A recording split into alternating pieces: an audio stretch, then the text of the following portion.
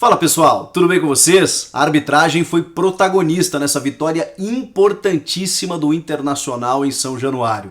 Só que o Vasco está pedindo a anulação da partida. É, isso mesmo. Chega mais, eu sou o Chico Garcia, inscreva-se no canal e vamos juntos.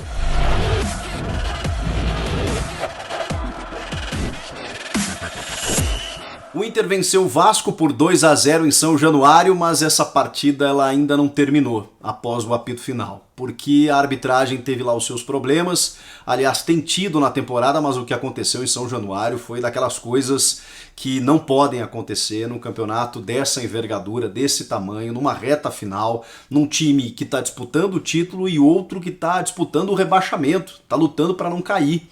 Pode prejudicar, pode beneficiar, enfim, a tecnologia ela não pode falhar num momento tão decisivo como esse, porque aí dá pano para manga para uma série de coisas. Mas vamos lá, o Inter venceu o jogo que precisava vencer, pelo menos para manter essa distância de 1 ponto sobre o seu rival na disputa do título, que é o Flamengo, que venceu o seu jogo também no mesmo Rio de Janeiro, mas no Maracanã, por 2-1 sobre o Corinthians, e aí encostou 1 pontinho. Caso o Inter tivesse tropeçado, o Flamengo teria se tornado líder. Então depende do Inter agora, a partir de agora, está nas mãos do Inter, está nas mãos do Flamengo também, mas o fato é que nesse confronto direto entre os dois times no domingo que vem, no Maracanã também, se o Inter vencer, o Inter sagra-se campeão brasileiro de 2020. O Flamengo vencendo ainda vai depender da última rodada. Pode ser campeão também, mas vai precisar vencer aí o seu último jogo contra o São Paulo.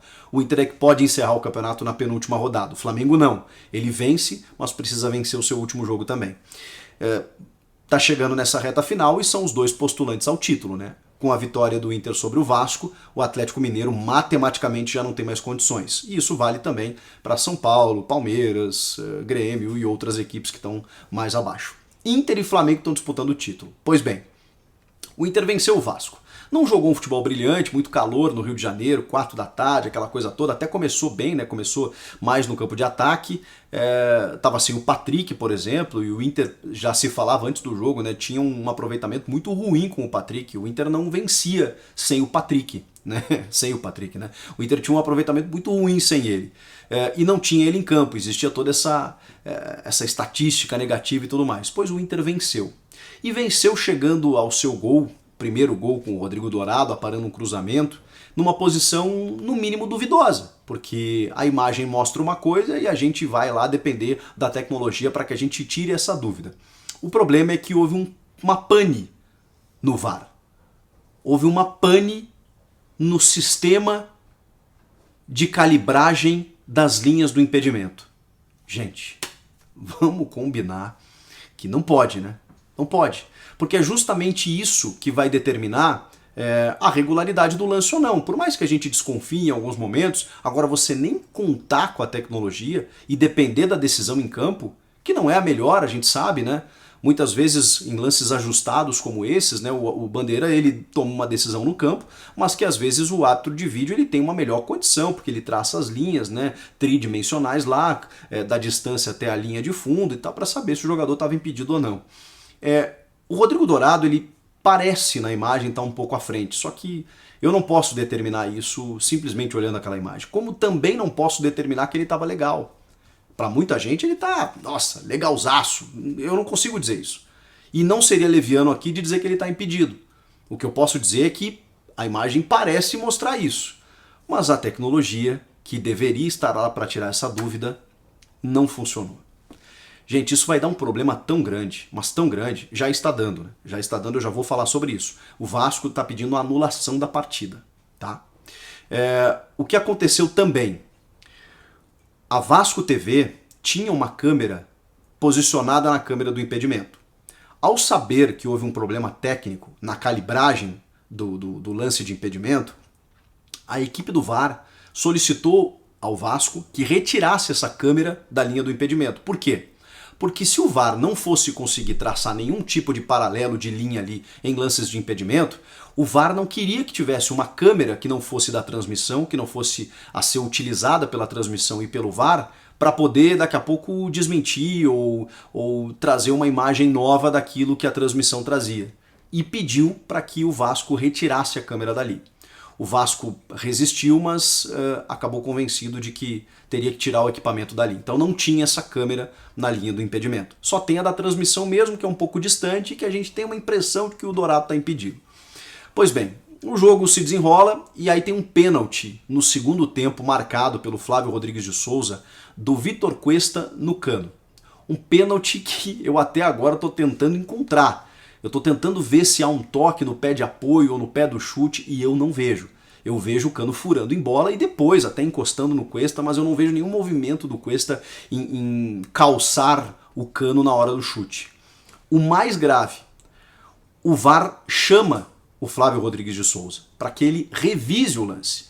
E se há um chamamento do VAR para que o árbitro de campo faça a revisão, é porque ele viu algo diferente do que o árbitro viu no campo. Aliás, todos nós vimos algo diferente do que o árbitro viu no campo. Não tem como enxergar pênalti nesse lance. O árbitro vai revisar. E o que ele faz? Ele confirma o pênalti. Ele não só viu no campo algo que a gente não viu, como viu na televisão, no monitor, na repetição, no replay, algo que a gente até agora não viu também. Confirma o pênalti. Vamos lá. O Cano desperdiça. Um time que está disputando para a permanência na Série A, com o seu principal artilheiro, o cara chuta para fora. Aí o que acontece? Lá nos minutos finais, o Thiago Galhardo, que está voltando, né, ex-Vasco, acaba marcando o segundo gol.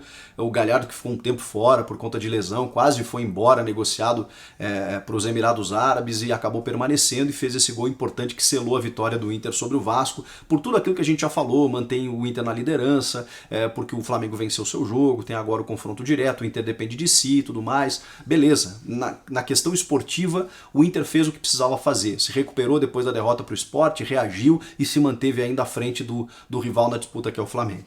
Termina o jogo, o Vasco da Gama envia um ofício para a CBF e afirma que vai entrar no Superior Tribunal de Justiça Desportiva pedindo a anulação da partida, por conta da pane do VAR naquele momento, em que, segundo o Vasco, o Dourado está claramente impedido e que isso acabou prejudicando o Vasco da Gama. Essa é a manifestação do Vasco para pedir a anulação do jogo. Agora eu vou dizer para vocês o que vai acontecer, tá? Meramente por leituras e por informações que a gente tem sobre, inclusive, os protocolos e regras e regimentos a serem seguidos. Não há nada que diga que se você não conseguir operar o VAR, você precise anular o jogo. O protocolo diz que na inoperância, na impossibilidade de você conseguir operar o VAR num jogo, a decisão de campo ela é mantida. E aí você não há como questionar. Porque, segundo a FIFA, o erro da arbitragem ele também faz parte do jogo, a menos que você configure um erro de direito, uma infração às regras do jogo. No momento em que não há como você operar o VAR e que você deixe, né, para que a arbitragem de campo tome as decisões e a arbitragem de campo tomou a sua decisão, não há como contestar. Não há como contestar. Então eu acho que o Vasco vai, enfim, perder tempo. Acho talvez até legítima a tentativa, né, de marcar presença, marcar posição, mas assim, o Vasco também teve um pênalti a seu favor nessa mesma partida que não aconteceu. E isso o Vasco obviamente não vai levar em consideração. Ele vai reclamar só desse gol. Eu também acho um absurdo e acho que legítima reclamação, especialmente no que tange a operação do VAR, que tinha que estar lá para acontecer. No momento decisivo você não poder contar com a tecnologia é inaceitável, é absurdo. E isso eu acho que o Vasco poderia reclamar. Agora, pedir anulação do jogo por conta disso, isso não vai acontecer. Não vai acontecer porque já existe o protocolo. Não tendo VAR, se respeite a decisão da equipe de arbitragem de campo. Então não há o que discutir. Não há o que discutir. Ah, mas o cara estava claramente impedido. Eu ainda não sei. Pode ser até que esteja. E aí a CBF tem que ser cobrada, a CBF tem que se posicionar e tem que explicar por quê. O que aconteceu? O que é essa descalibragem? Por que não estava funcionando? Por que não tinha um backup? Se você está numa sala com vários monitores para poder operar a arbitragem de vídeo de um jogo e falta energia elétrica, o VAR não funciona? Não, você tem que ter um gerador. Se um computador não funciona, você tem que ter um backup. Se um sistema não funciona, você tem que ter alguma precaução. É um jogo que vale título. Antepenúltima rodada do Campeonato Brasileiro. Convenhamos, é mais uma pataquada da CBF e da sua comissão de arbitragem. Num jogo tão decisivo em que ela falha. E ela permite várias interpretações, teorias da conspiração e esquemas de manipulação e não sei o que, estão prejudicando o Flamengo, estão beneficiando o Inter ou vice-versa. Não vou entrar nessa. Na mesma partida teve um erro, inclusive, a favor do Vasco, que foi um pênalti absurdamente marcado, que eu até agora não vi pênalti naquela jogada. E tem o gol do Dourado, que a gente não sabe o que aconteceu, mas teria que saber, né? Teria que saber, a tecnologia tinha que estar lá para isso. O fato é, o Vasco tá pedindo anulação, isso vai dar pano para manga, isso vai correr no tribunal, o Vasco tem que reclamar com a CBF que o VAR não funcionou, tem que reclamar. Assim como o Inter também. Acho que o Inter também tinha que dizer, olha aqui, eu queria saber se o meu jogador tá legal. Acho que seria digno do Inter chegar e dizer assim, não, por que o VAR não funcionou naquela hora? Por quê? Assim como todos os outros clubes. Peraí, é um jogo que está disputando rebaixamento e título. Por que o VAR não funcionou? Quero explicações. Isso, ok. Isso todo mundo tem que fazer. Cobrar explicações da CBF do porquê o VAR não funcionou. Agora, a anulação do jogo, eu acho que isso não vai acontecer. O fato é que o Vasco, inclusive, se não vencer o seu próximo jogo, estará matematicamente rebaixado e o Internacional pode, inclusive, se tornar campeão no domingo que vem se vencer o seu jogo. Então, o que vocês acharam disso tudo? Vocês acham que vai pra frente esse pedido de anulação?